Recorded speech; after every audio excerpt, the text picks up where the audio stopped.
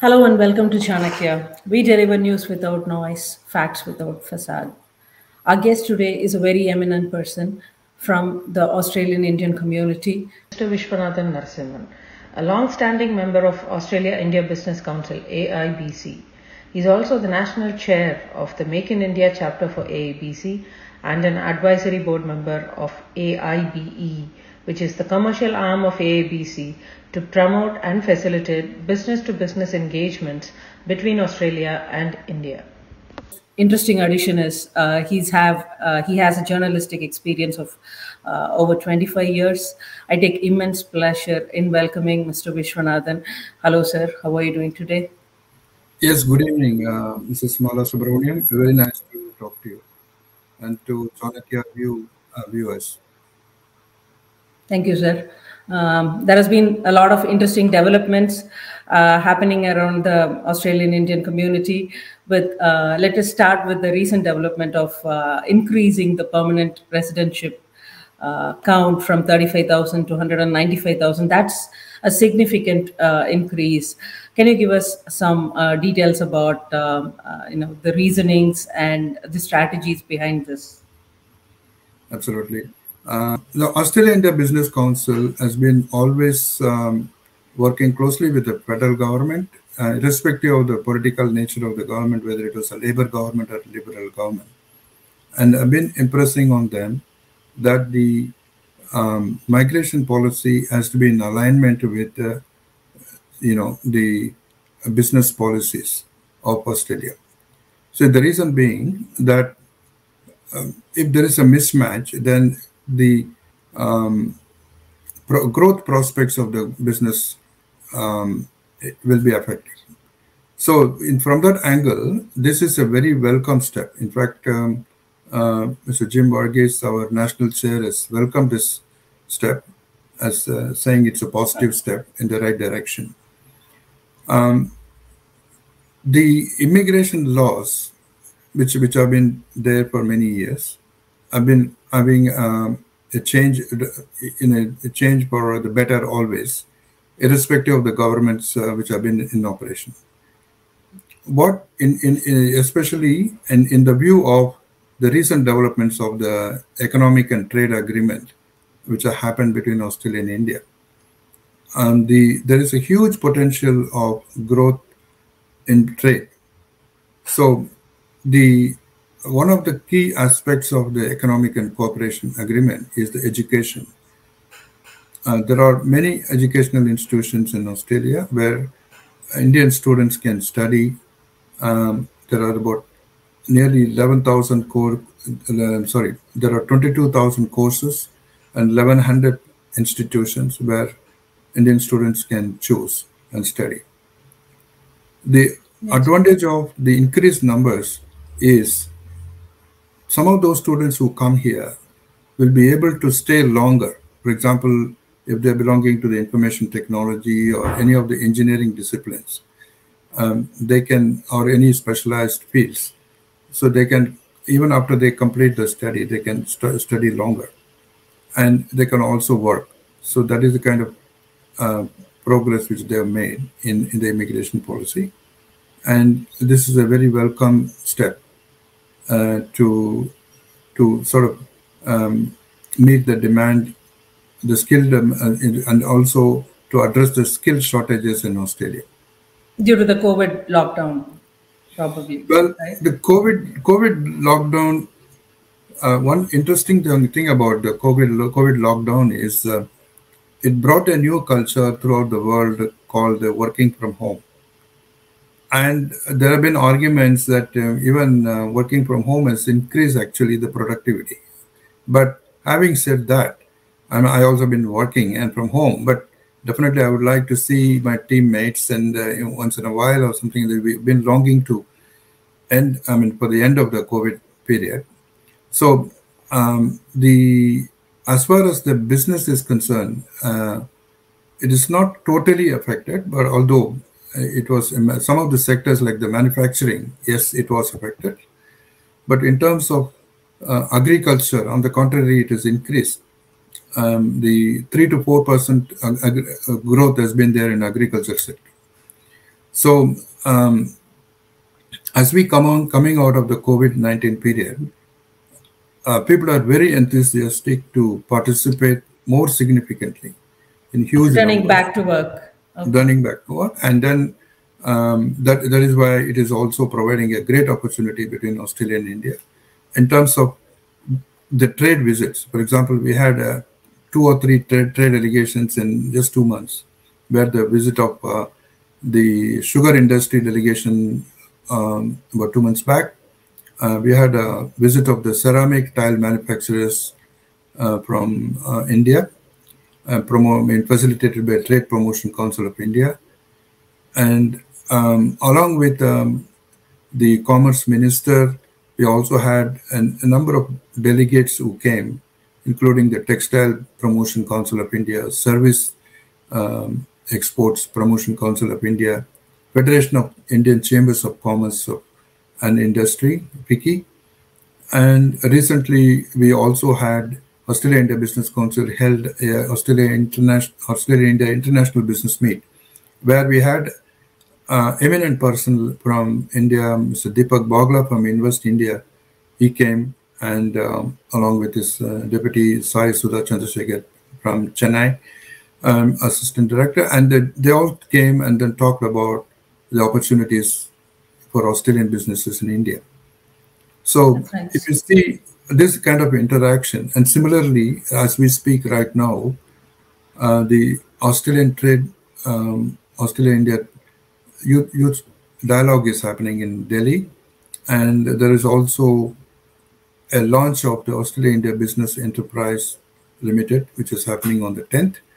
And there are people from Australia, and then also from the Trade Minister is leading a delegation called Australia-India Business Exchange, and they'll be visiting many other cities in India. So what I'm trying to say is, post-COVID, it is a dramatic activity happening, and we also have eminent Indian ministers who came to Australia in the last 2 months, like Mr. R.K. Singh, to sort of talk about the energy cooperation between Australia and India, because as you see, clean energy, hydrogen is the focus for both Australia and India. So we're talking about partnerships in that area. Higher education, Mr. Dharmendra Pradhan was here and last week. So like that. And the ministers also, Piyush Goyal ji was here a couple of months back. And the there has not been any... Australian Defense Minister, the Deputy Prime Minister, Mr. Richard Marles, was also in India. Mm-hmm. So there's a huge opportunity in defense. And so no significant change in the Australia-India business ties post the Albanese government. That's what I meant for it. No, it has been growing, and it was growing even the Scott Morrison. In fact, the comprehensive strategic partnership was signed between Prime Minister Modi and Prime Minister Scott Morrison in 2020. And since then, there have been 9 agreements was signed in that. And since then, there has been following up. And the full-fledged trade agreement is called the Comprehensive Economic Agreement. It's called the CECA. That one they are aiming to achieve in the next couple of months. And as a prelude to that, this economic, they said, okay, let's start the ball rolling by having a shorter version of that, by relaxing the tariff issue. Like, there has been a lot of issues between Australia and India in terms of the goods and services, like, for example, the agricultural goods, whether it is, agricultural products produced from Australia, like barley and some of the, other produce. Similarly, there have been products from India as well. So to facilitate this, both the countries have agreed on a tariff mechanism to reduce the tariff. Australia has reduced significantly tariff. In fact, they brought zero tariff on many, many items. And as you know, that Australian wines is going to be very popular in India. There's a huge scope of participation in the Australian wine industry. There are very interesting very, very interesting prospects in agriculture, and not only the products as such. For example, the Australian strawberry will be coming to India, and then Indian pomegranates are already in Australia.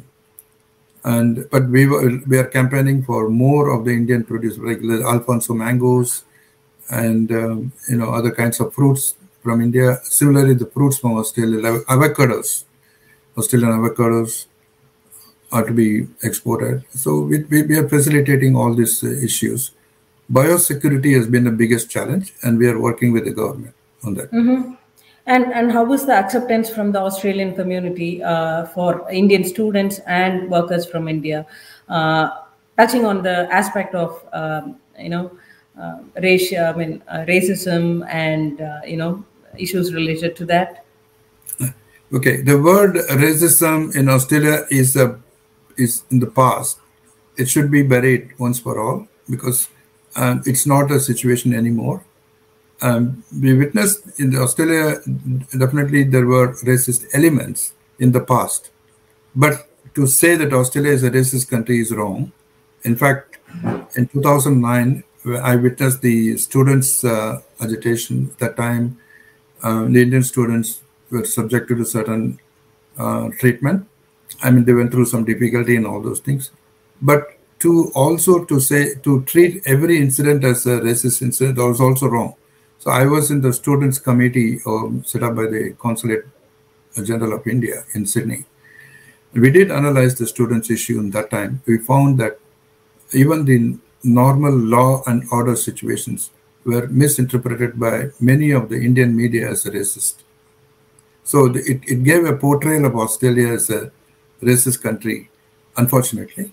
And we sort of, I even talked to some of the Indian media to remove that impression. And having living in Australia for more than 30 years, I can definitely say that Australia is not a racist country. I am an Indian with an Indian passport living here for more than 30 years, and I cannot live here peacefully if Australia is a racist country. Perfect. Because the reports are not only international. I happened to read some reports from Amnesty International, but the most important and interesting report that fascinated me was from Reconciliation Australia. It's a news agency. It's a research organization within Australia, which had come out with the number of 52% of Indigenous Australians being targeted in the year 2020. But hopefully, probably it's again due to the way picture is being seen. That's what I'm learning from you, and I hope the main question of many of our viewers are also answered by your view that that's not the case. And in fact, when it comes to the question of Indigenous community, in the last so many years, I'm seeing in last couple of years, the Aboriginal elders are respected in every event. We start our event, in fact, even our own functions, we keep 3 flags: Australia flag, Indian flag, and the Indigenous flag. So if we respect the Indigenous culture, and then all the multicultural communities do respect the Indigenous people here. As a matter of fact, only last week, Australia India Business Council launched a chapter for Indigenous business. This is the first time in the history of Australia that we are promoting the business with the Indigenous community with India. That's a unique achievement. So I must say that definitely they are recognized far better. In fact, the President Anthony Albanese government is recognizing them much more in the Parliament as well. There are a lot of acts which are being passed in support of them. And I'm very proud to say that the integration of the Indigenous community is also happening, and with the rest of the other communities. So I think whatever we are talking is all issues of the past. There's nothing like that exists anymore. That's great. My last question to you, sir. How is how are investors looked at in Australia? I'm calling this question based on the experience Mr. Gautam Adani had in Australia regarding the coal export. If you can share some thoughts into it, it will be helpful. It's a very good question. Actually, it's very I would say the good news or the positive news is Adani is contributing now to not only to Australia, but also they have started exporting the coal from Australia to other countries. Having witnessed the issues with Adani faced in Australia about a couple of years back, maybe about or 5 or 6 years back, I know the story from the beginning. And what we have, I've been also, as a journalist, I've been also analyzing the issues and seeing all perspectives. What we came to know was there were 30 or 40 vested groups planted in Australia by countries outside Australia, and as well as with partners in India, to lobby against the Donis. And almost it became such an issue, election issue. Even one of those elections in Australia, Adani was an issue. It is since then the community has moved on. This is because the approach of Adani was very observing resilience and proving the point that they can contribute not only to Australia but also to the rest of the world. What they have been working tirelessly is to ensure that they get all the approvals, like all the environmental approvals and all the legal approvals from the various communities who are around that mine area, and to meet all the statutory requirements and plan their project very in a cool and composed manner, and they are able to deliver today in exporting the coal. So which shows patience is the key to some of these business things. Having said that, we do not want Adani to become an example to the other businesses. Now Adani is a success story. We'll have to cash on that aspect. We have to cash on the other aspect that India economic relations is growing. As we speak, between the two trade ministers, Piyush Goyal and the new minister, irrespective of the government, whether it was Dan Tehan in the previous government or Donald Farrell from this government, the relation is so good. Now they're talking about increasing the trade from $27 billion at the moment to achieve $50 billion in the next couple of years. In fact, some of the sectors are so promising, like cybersecurity, for example. India's spending is huge. The defense sector alone, in fact, we also have recently launched a defense and security chapter, Australia India Business Council. We see the potential is so huge that the Australian government spending is 200 billion in next 10 years. Indian spending is 250 billion in next 10 years. So immediately there is an opportunity for Australian companies to participate in the Indian defense market through the FDI program, which is promoting 74% of the foreign direct investment. So it is open to the investors from Australia. Similarly, Indian companies can also enter into the Australian market in terms of the cyber security and things like that. And there is a lot of synergy happening between the companies. So it's only sky is the limit. And that is why I'm saying this immigration policy is a boon. The relaxation of the immigration policy is government is now listening to the voices of the business people, and to say that people are now looking into India as a source. And India is not next China, but India is, definitely has got a vision, not only for India, but also the Prime Minister's Make in India and Atmanirbhar programs. It is proved it is not only good for India, but for the rest of the world. And we have listened to the Australian Prime Ministers, irrespective of the political spectrum, to this extent, is that India is a natural partner of Australian economy. And we have also seen the similar feelings reciprocated by Prime Minister Modi since 2014 when he came to Australia. And it's growing and growing and growing. So there is an opportunity for the Indian youth to participate in the Australian economy by coming as students, or coming as skilled migrants, or coming as investors. We want more Indian businesses to come to Australia. I'll tell you, sometimes I feel sad that very, very big, large Indian companies, I've been talking to them also, are missing out a lot of opportunities in Australia. For example, there is something like $100 billion worth of infrastructure projects happening. Where are the Indian companies?